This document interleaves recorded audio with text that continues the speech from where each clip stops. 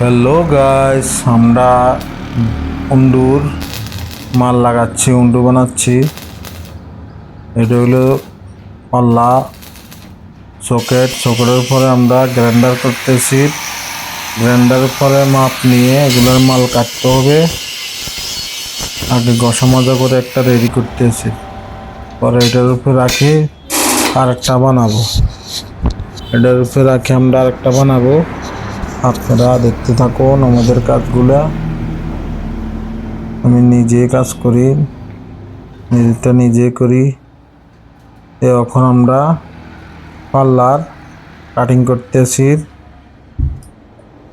দেখেন, আগে মাপ নিয়ে নিছি, ট্যাপ দিয়ে মাপ নিয়ে দাগ দিছি। এখন আমরা কাটিং করব ডিস কাটার দিয়ে। এই মেশিনের নাম হচ্ছে ডিস কাটার, কাটিং ডিস।